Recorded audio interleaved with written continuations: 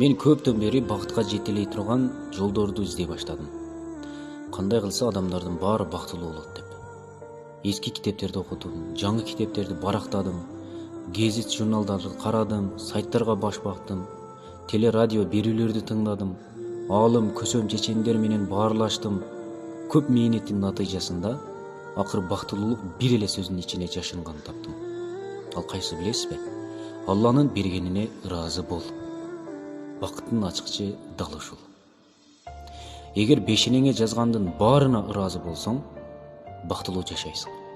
Алла сага багыштаган ырыскыңы, кебеде кешпириңе, жумушуңа, үй бүлөңө, турак жайыңа, жакшыбы, жаманбы, азбы, көппү, кыскасы кемчилигине карабай ыраазы болуп жаша. Ыраазылык бактылуулуктун биринчи эрежеси. Ыраазылык бактылуулукка ачылган эшик. Ыраазылык жашоо деңизинен ийгиликтүү сүзүп чыгуучу кеме. Аллага ыраазы бол. Колуңда болгонуна ыраазы бол. Бешенеңе жазылганына ыраазы бол. Тынч, бейпил бактылуу жашайсың. Бактылуулук жөнүндө ааламда айтылгандын баарын топтоп бир сөзгө камтып айтып коюу мүмкүн экен. Ал кайсыл? Ыраазы бол. Бактылуу боласың.